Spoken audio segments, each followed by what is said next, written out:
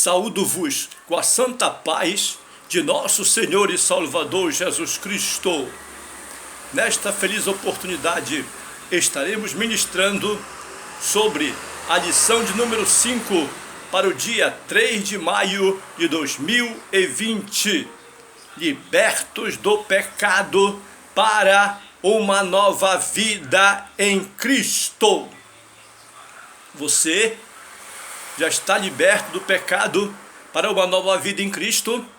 Eu já estou liberto do pecado para uma nova vida em Cristo? Quão bom é quando o homem pode ter este privilégio de estar liberto do pecado para uma nova vida em Cristo. Lemos em Efésios capítulo 2, versículo 4 e 5. Mas Deus, que é riquíssimo em misericórdia, pelo seu muito amor com que nos amou, estando nós ainda mortos em nossas ofensas, nos vivificou juntamente com Cristo. Este é o privilégio de termos uma nova vida em Cristo, de estarmos libertos do pecado através de nosso Senhor e Salvador Jesus Cristo. Portanto, por meio da maravilhosa graça divina, fomos libertos do pecado, perdoados e salvos da condenação e ainda recebemos o direito à vida eterna. Podemos muito bem entender na palavra de Deus, aqui em Romanos capítulo 3, versículo 21 a 22 e 23, que todos pecaram e encontraram-se longe de Deus. O homem que peca, o homem que vive no pecado, vai só se afastando de Deus. Portanto, ele precisa se voltar para Deus, passar a obedecer para se aproximar do Senhor nosso Deus. Aqui em Isaías capítulo 59, versículo 1 e 2, nós percebemos que os pecados nos afastam de Deus e impedem as nossas orações. Para que tenhamos uma oração bem resolvida, bem direcionada, bem respondida, é preciso viver uma vida de obediência à palavra de Deus. Aqui em Tiago, capítulo 1 e versículo 15, podemos entender que a consequência do pecado é a morte. Logo, precisamos viver uma vida para mantermos a vida. O pecado gera a morte, mas a palavra de Deus diz que a vida eterna vem por Cristo Jesus, nosso Senhor. Em Romanos capítulo 11, versículo 30 a 32, percebemos que a compaixão divina alcança toda a humanidade. E através deste beneplácito de Deus que nós somos bem-aventurados, abençoados.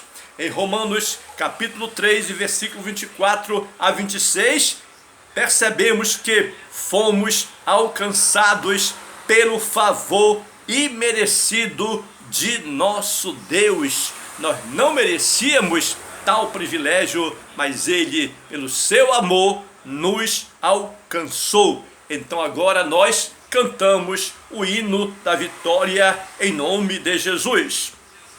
Em Mateus capítulo 5, versículo 13 a 16, percebemos que fomos resgatados por Cristo e devemos ser sal da terra e luz do mundo.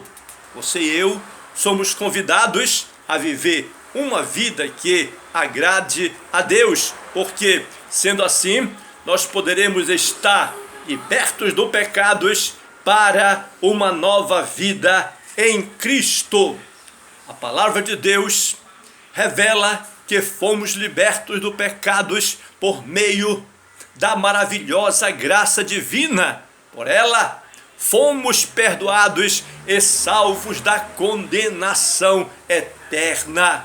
Assim, meus amados, em Cristo Jesus, recebemos o direito à vida eterna. Portanto, nós vamos nos dedicar, você deve, e eu também, nos aperfeiçoar nos aspectos doutrinários que estão revelados em Efésios capítulo 2, versículo 1 a 10. E nessa sequência está escrito que Ele nos vivificou, estando nós mortos em ofensas e pecados.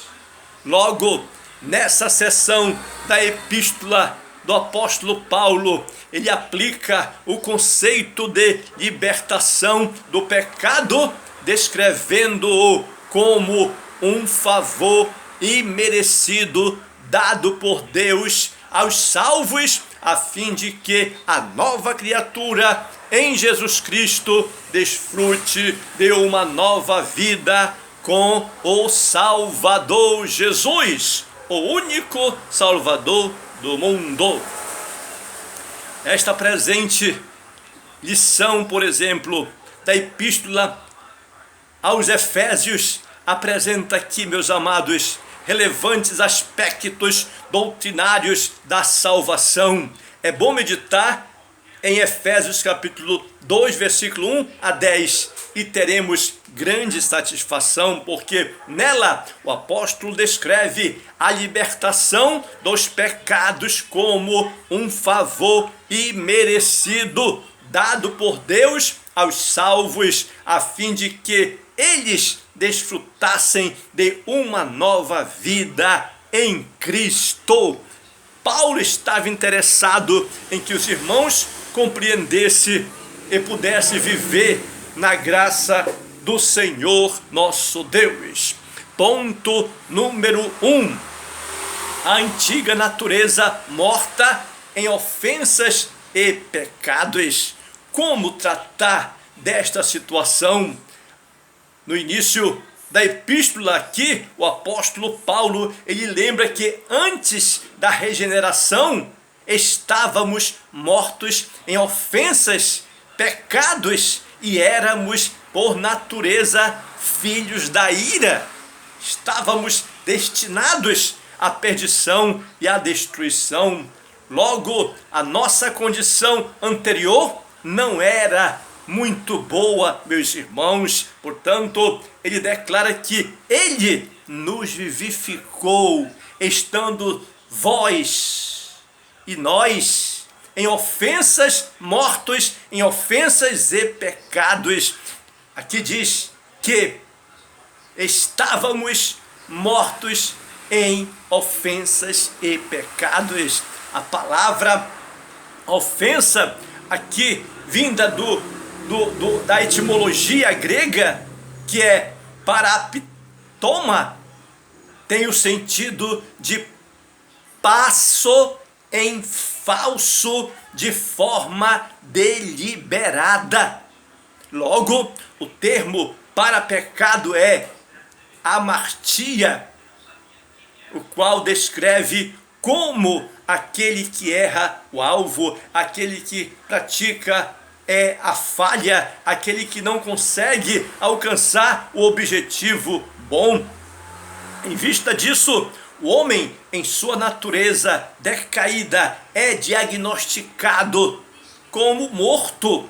Foi considerado morto, ou seja, uma declaração da real condição das pessoas sem Deus. Portanto, o conceito é que é de morte moral e morte espiritual provocada pelo pecado. Precisamos entender que, inevitavelmente, o pecado praticado separa o homem de Deus, impossibilita o homem de ter uma comunhão com Deus, tal qual um corpo inerte a natureza pecaminosa impede o homem de ouvir e obedecer à voz do Santo Deus. Quem assim vive está morto enquanto vive. Está andando, mas está morto. Está falando, mas está morto. Porque está separado dos privilégios de Deus. Ainda podemos compreender sobre as nossas ofensas e pecados. A nossa conduta ofendeu a Deus, entristeceu a Deus. A má conduta era que, noutro tempo, a palavra diz que andastes, é descrita por Paulo por meio da metáfora do ato de andar. E então, refere-se às atitudes erradas adotadas na vida que a pessoa no passado vinha praticando, na vida passada do salvo, antes da regeneração. A situação era precária, a situação não era favorável. Andastes segundo o versículo aqui declara que andastes segundo o curso deste mundo. Meu Deus do céu, que tristeza para o homem andar no curso deste mundo. Os costumes eram praticados conforme o sistema mundano da época, tais como a imoralidade, o furto, a mentira.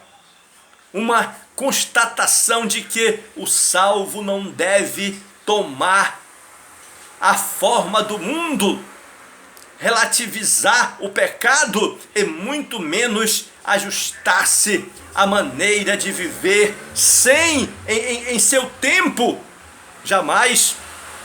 O apóstolo ainda grifa que andastes segundo o príncipe da potestade do ar. Era horrível a situação, uma alusão, aqui está uma alusão ao próprio Satanás, que exerce autoridade sobre os poderes do mal, que domina o mundo até certo limite. Indica que os agentes malignos têm a capacidade de influenciar os homens desobedientes e incrédulos.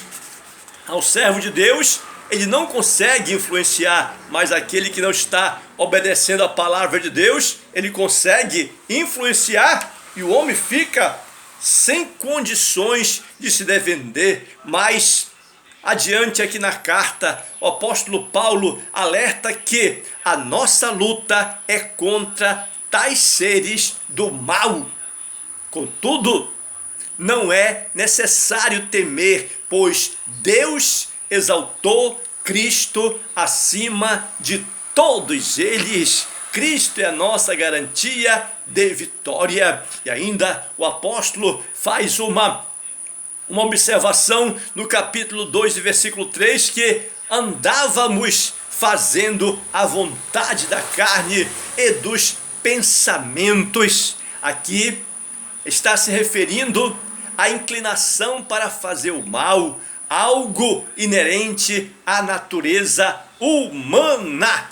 Portanto, é preciso levantar a cabeça, é preciso tomar posse da sua bênção. Então, aqui estão incluídos aqui os pensamentos pervertidos e a prática de todos os desejos desordenados da carne que o homem pode possuir e pode liberar. Como resultado, éramos filhos da ira, isto é, condenados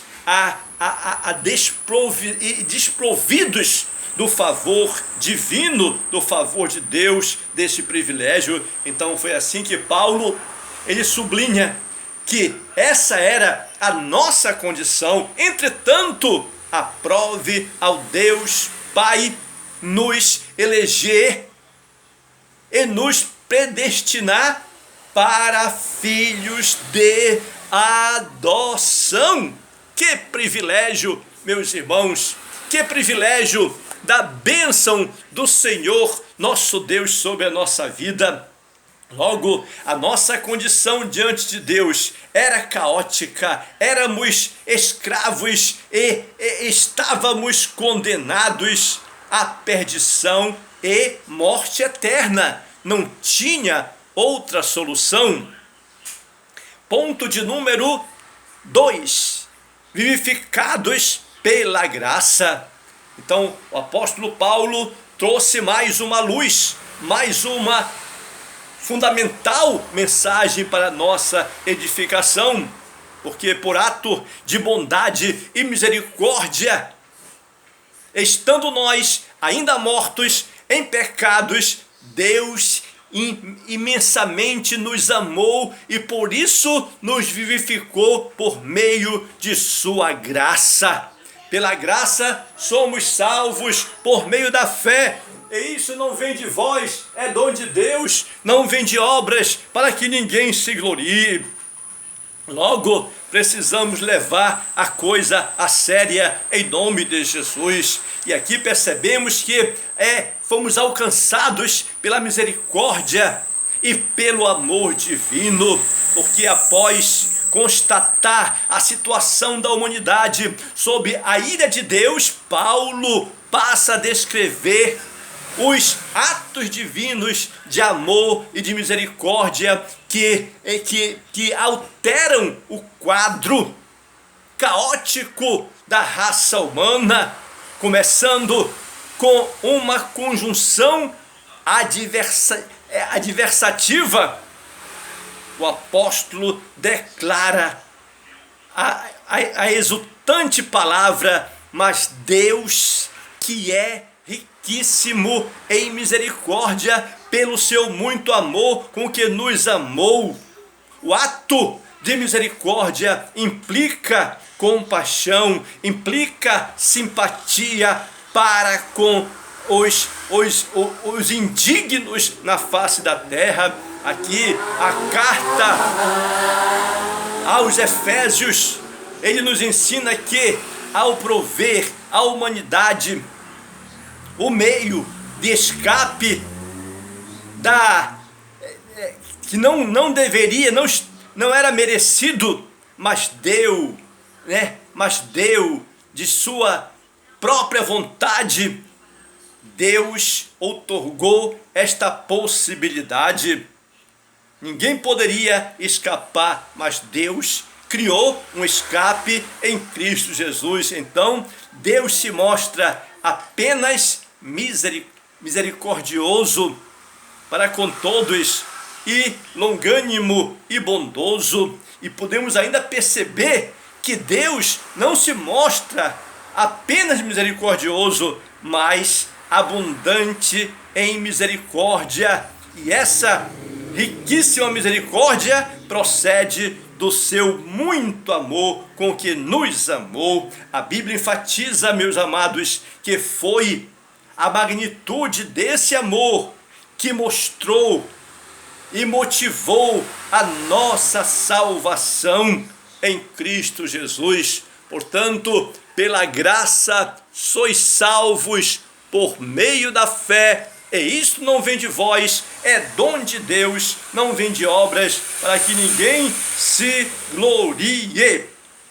Podemos ainda perceber que fomos vivificados por sua graça, descrevendo as dádivas divinamente concedidas aos salvos. O próprio apóstolo Paulo enfatiza que Deus, o amor de Deus, nos alcançou estando nós ainda mortos em nossas ofensas.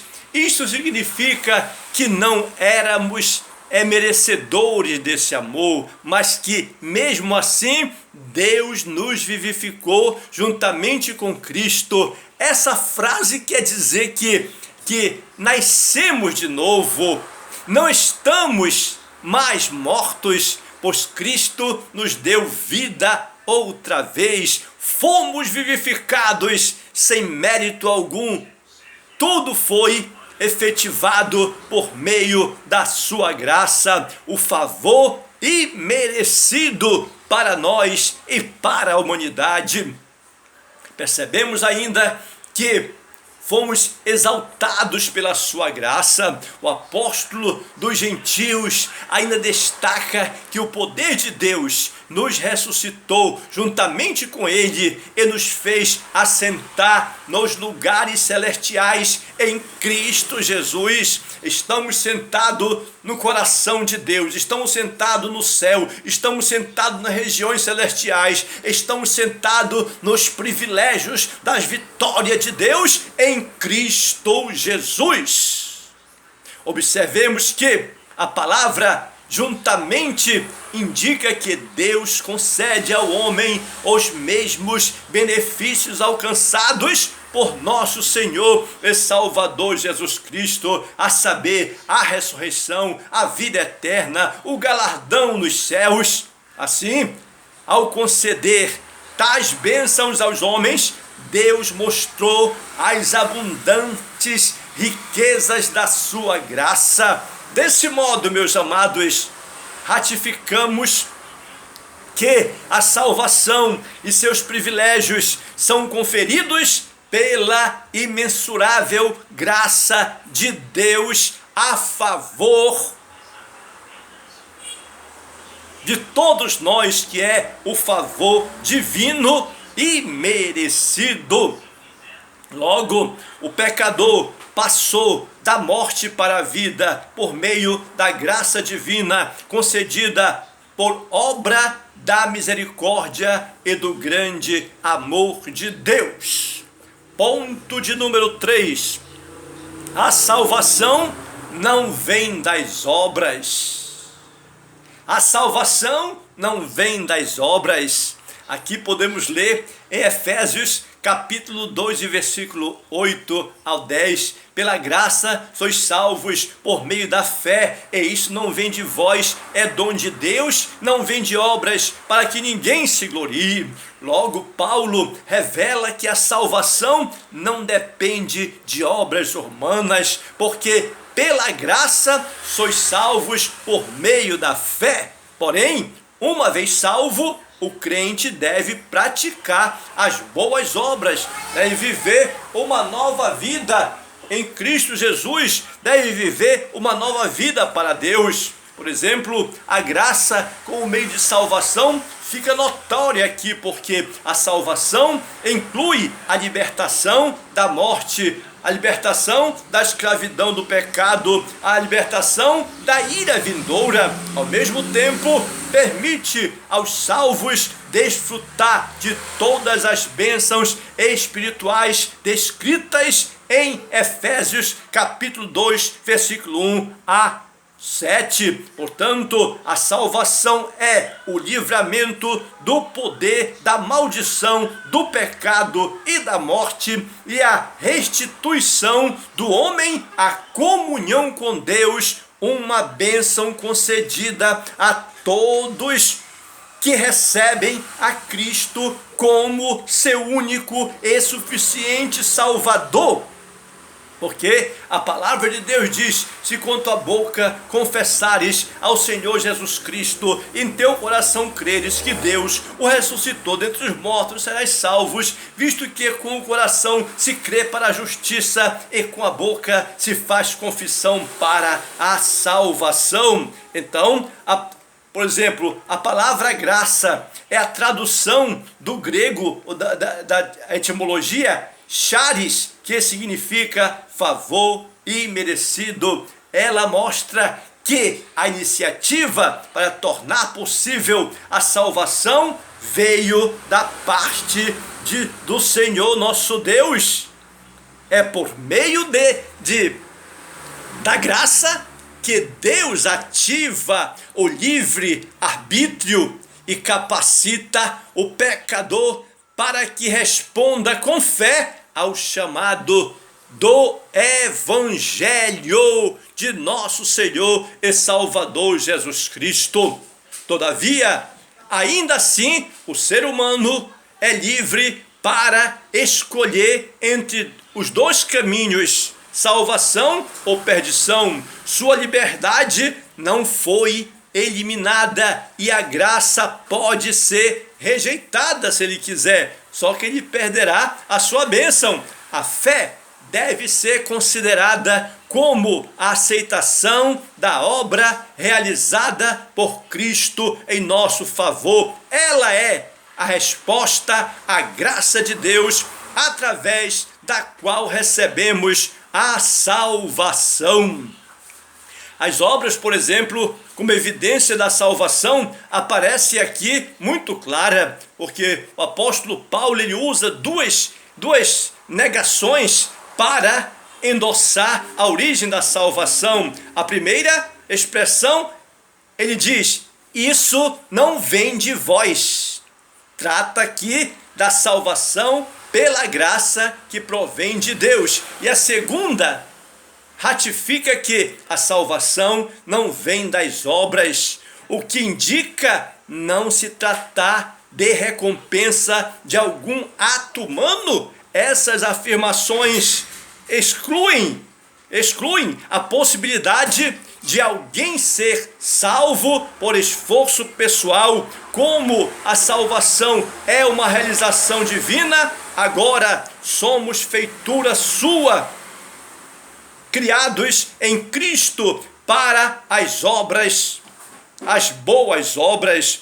Uma transformação ocorreu em nossa vida. Agora, em Cristo, somos uma nova criatura e as coisas velhas já passaram e tudo se fez novo. Por isso, se antes o apóstolo usou a metáfora do andar numa perspectiva negativa, outrora andávamos fazendo obras más ou obras perversas. Agora, por meio de uma perspectiva positiva, somos instados a andar fazendo boas obras, para que, e não como meio para ser salvos, mas como evidência da nossa salvação, da nossa nova vida em Cristo Jesus Cristo.